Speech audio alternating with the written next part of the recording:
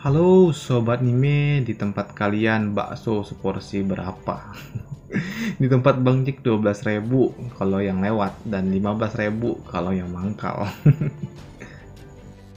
Udah lah yuk, daripada bingung nentuin harga bakso, kita lanjutkan aja Magic Emperor part kelima. Langsung aja yuk kita gas. Part kelima season 2 dimulai dari chapter 219. Terjadilah suatu rapat pertemuan di antara 7 keluarga agung kelas atas. Kepala keluarga gerbang kaisar mengusulkan untuk mengeluarkan perintah pembantaian iblis. Hal ini tentu saja membuat para 7 kepala keluarga dari masing-masing bangsawan kelas atas ini pun terkejut. Karena perintah ini terakhir kali diberlakukan pada 300 tahun lalu. Perintah ini pun sangat mengerikan karena 7 keluarga agung harus bekerja sama untuk membunuh iblis. Bukan hanya bekerja sama, tapi mereka semua harus mengeluarkan semua kekuatan tempur mereka. Ketika target ini muncul di suatu kota, maka seluruh kota akan dihabisi. Tidak peduli sebesar apa kota itu, tidak ada yang dibiarkan hidup, seluruh warganya pun harus dibantai. Begitu juga bila muncul di suatu desa, maka desa itu akan dibumi hanguskan. Yang membuat kepala keluarga ini bimbang bila perintah ini sudah dikeluarkan dan ada salah satu dari mereka yang tidak menyetujui perintah ini, maka mereka akan dianggap sebagai pengkhianat. Perintah pembantaian iblis ini pernah dilakukan pada 300 tahun lalu ketika seorang monster kecil muncul di antara mereka.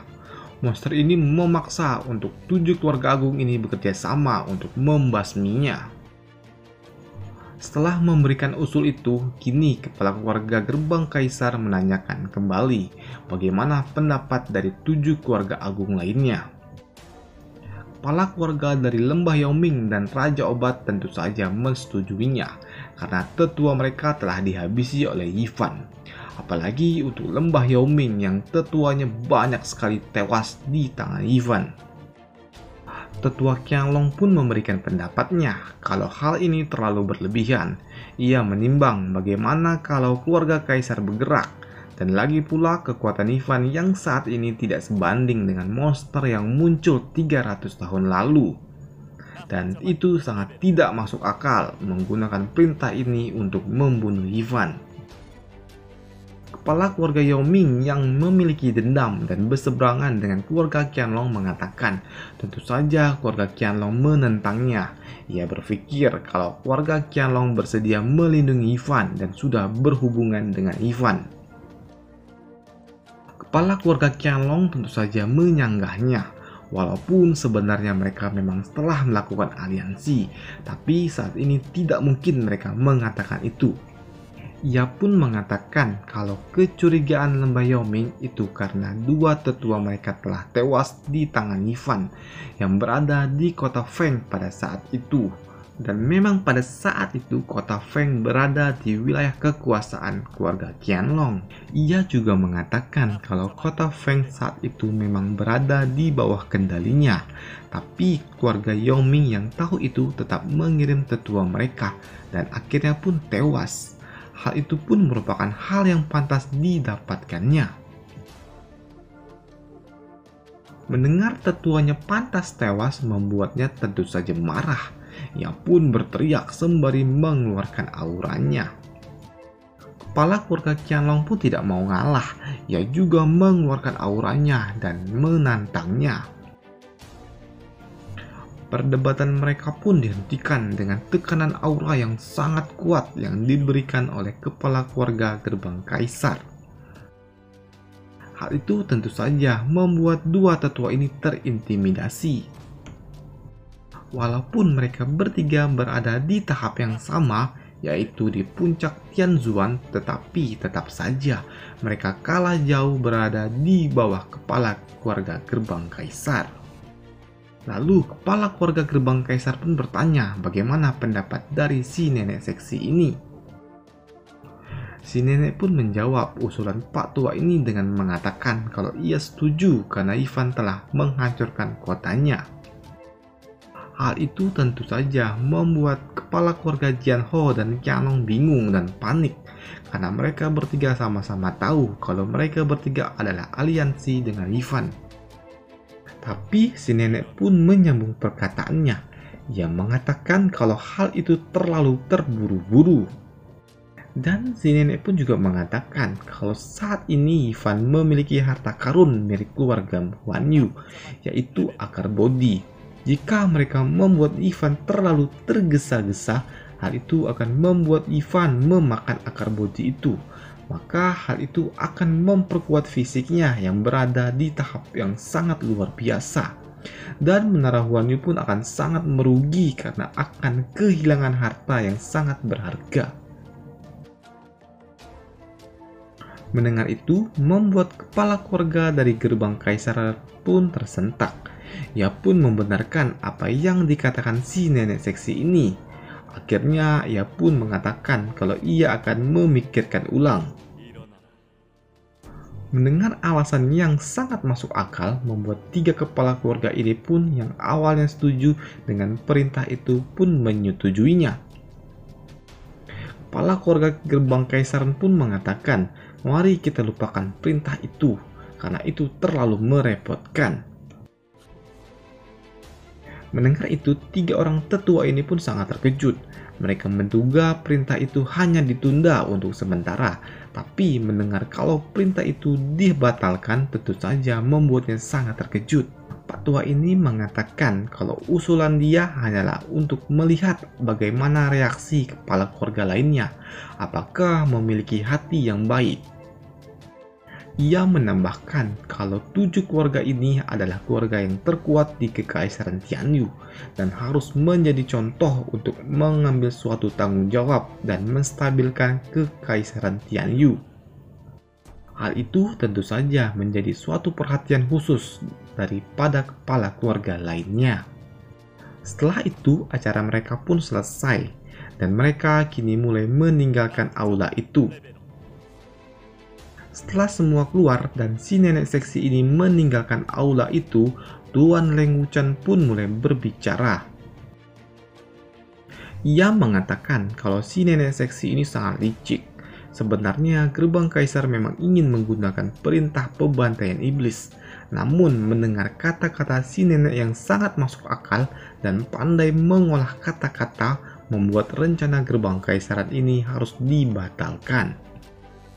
Tuan Leng Wuchen mengatakan keluarga Huan Yu memang memiliki kekuatan tempur yang paling lemah, tapi mereka memiliki si nenek yang sangat-sangat cerdas. Hal itu pun dibenarkan oleh kepala keluarga gerbang kaisar.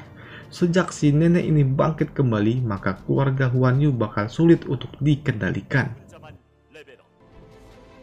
Di luar aula, ketiga kepala keluarga ini pun mengintip ke dalam aula. Tuan Leng Wuchen pun yang memahami situasinya, ia mengatakan, jangan khawatir, tenanglah, karena gerbang kaisar tidak memiliki niat jahat kepada tiga keluarga ini. Mbah Yaoming pun bertanya bagaimana mereka mengurus Ivan kalau perintah itu dibatalkan. Kepala gerbang kaisar pun mengatakan kalau Lembah Yaoming terlalu panik dan kepanikan itu akan membuat 7 keluarga agung kehilangan ketenangan. Tuan Leng pun mengatakan bukannya mereka telah mengirim para tetua untuk menyergap Ivan. Lembah Yaoming mengatakan bagaimana kalau mereka yang ditugaskan itu gagal dalam menjalankan tugasnya. Kepala gerbang kaisar pun mengatakan bagaimana mungkin bocah yang berada di ranah penempat tulang bisa menjadi target pembunuhan iblis.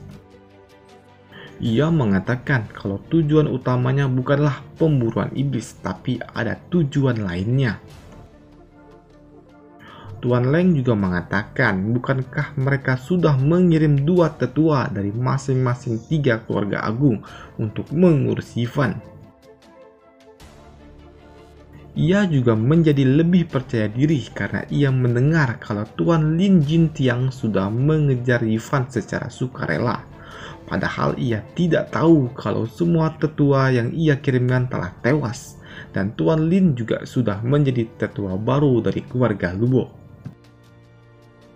Kepala keluarga Yao Ming pun juga bertanya, selain mengirim dua tetua mereka untuk menyegap Yifan dan mengirim beberapa pasukan di sekitaran kota Feng, lalu kenapa mereka harus pergi ke sana juga? Gerbang Kaisar pun mengatakan kalau Yifan ini berasal dari kota itu. Bagaimana jika ada 10 orang yang seperti Yifan? Pada akhirnya mereka pun tidak memiliki jawaban. Setelah itu pertemuan mereka pun selesai, mereka pun keluar.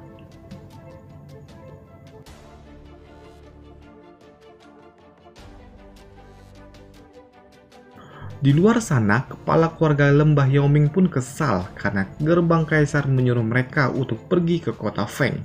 Ia merasa kini ia seperti pion yang dimainkan oleh gerbang kaisar.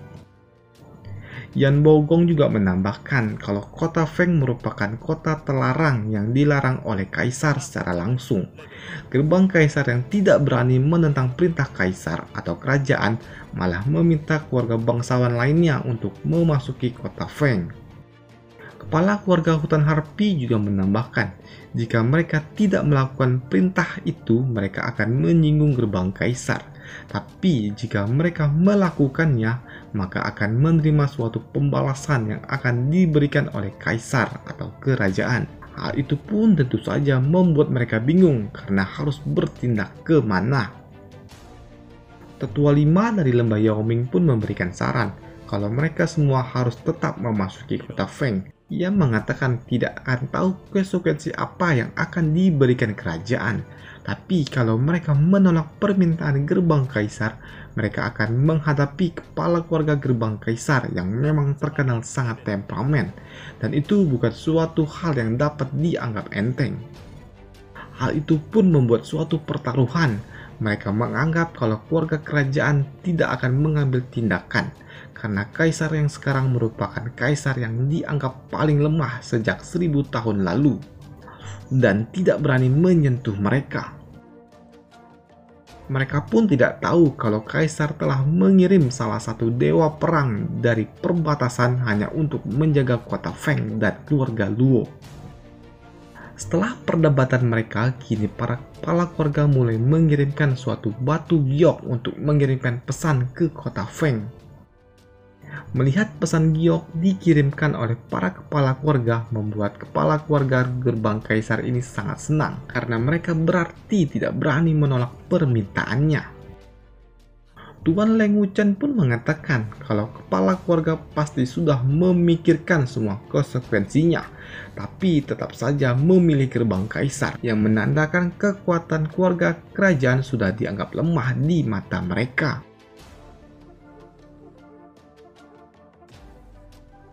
Kepala keluarga gerbang kaisar pun mengatakan kalau dalam 1000 tahun terakhir, keluarga kerajaan semakin melemah dan kekuatan 7 bangsawan agungnya semakin kuat. Dan kaisar yang sekarang juga merupakan kaisar terlemah sejak 1000 tahun terakhir. Ia juga mengatakan kalau ini adalah waktu yang tepat untuk dirinya bangkit. Bila keluarga kerajaan tidak memberikan aksi setelah kejadian yang akan ada di kota Feng, ia akan memulai suatu perintah pembantaian iblis dengan membantai seluruh para pembangkang yang tidak satu pemahaman dengan dirinya. Seperti yang dikatakan Yifan di kota Huanyu, bahkan gerbang kaisar akan mengambil alih 6 keluarga agung lainnya dan akan menguasai kekaisaran Tianyu. Dengan kata lain, ia akan melakukan kudeta. Tuan Leng pun mengatakan kalau 7 keluarga agung telah menyatu, maka 4 pilar kerajaan tidak dapat menghentikan mereka. Ia juga mengucapkan selamat atas kenaikan takhta yang akan datang. Kepala keluarga gerbang kaisar juga mengatakan kalau Tuan Leng Wuchen ini sangat jenius dan mau menjadi pengurus keluarganya. Begitu ia diangkat menjadi kaisar, ia akan mengangkat Tuan Leng Wuchen menjadi Perdana Menteri. Tuan Leng Wuchen pun mengatakan ketika Tuan Li datang setelah membunuh Yifan, Tuan Li akan mengembalikan akal bodi dan Tuan Leng Wuchen akan membantu gerbang kaisar untuk mengolah tubuh terkuat menggunakan akar bodi itu. Pada saat itu, bahkan 5 penjaga keluarga kerajaan Tianyu tidak dapat menghentikannya, karena ia akan menjadi orang dan pemerintah yang tidak dapat ditandingi.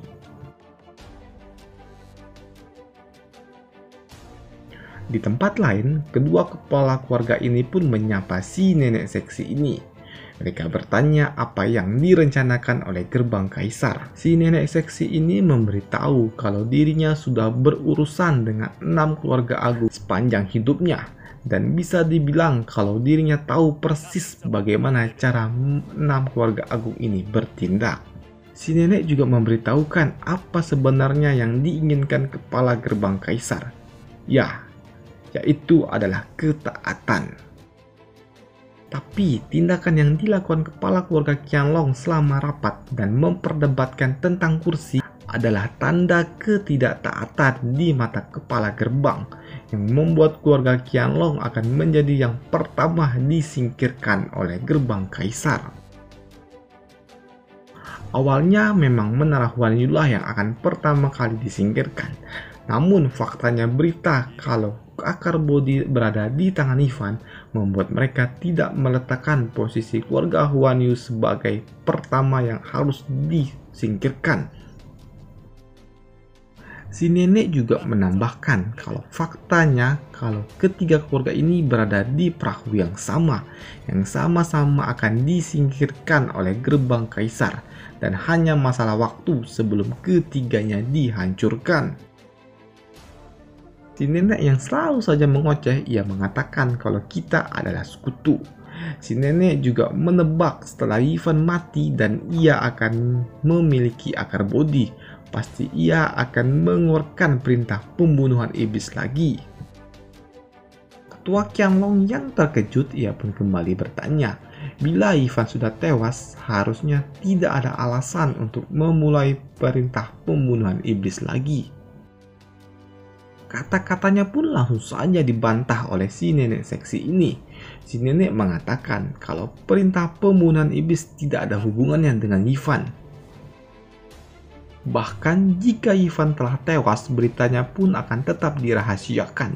Dan disitulah akan ada alasan baginya untuk melakukan perintah pembantaian iblis ini kembali. Si nenek juga mengatakan menurutnya kalau saat ini gerbang kaisar telah mengirim para tetua untuk memburu Ivan. Dengan bantuan Tuan Leng, ia rasa Ivan sedang dalam keadaan yang tidak baik-baik saja. Kedua orang ini pun hanya berpikir kalau si nenek ini terlalu OP dalam kecerdasan. Dan mereka berpikir kalau mereka hanyalah seperti anak kecil di hadapan si nenek yang paham akan semua situasi mereka. Si nenek yang kembali mengoceh, ia pun mengatakan kalau sekarang intinya ada di kota Feng. Kota itu akan menjadi suatu penentu bagaimana keluarga kerajaan akan memperlakukan kota itu sebelum mereka memulai perintah pembunuhan iblis. Ia pun langsung saja menyuruh kepada kedua bawahannya untuk memberitahu kepala keluarga gerbang kaisar kalau ia akan pergi bersama 2 kepala keluarga lainnya. Dan tentunya si garis kuning dan hijau ini pun siap dengan perintah itu. Kini si nenek pun mengajak kedua orang ini untuk segera mengikutinya ke kota Feng. Namun kepala keluarga Qianlong pun sedikit ragu. Sebelum ia menyelesaikan bicaranya, perkataannya pun langsung saja dipotong. Dan si nenek mengatakan kalau itu tidak masalah. Si nenek ini mengatakan kembali kalau mereka bertiga tidak bisa mengulur waktu terlalu lama. Dan hal ini juga mengingatkan pihak mereka kalau kita tidak takut dengan gerbang kaisar. Dan ini juga merupakan cara terbaik untuk mempublikasikan kalau mereka ini satu keluarga. Dan si nenek pun langsung pergi begitu saja. Walaupun mereka berdua ini kepala keluarga dan memiliki status yang lebih tinggi, tapi tetap saja tidak bisa berkata apa-apa di hadapan si nenek ini. Kembali ke Ivan. Kini ia terlihat bersama dua orang tetua baru keluarga Luo.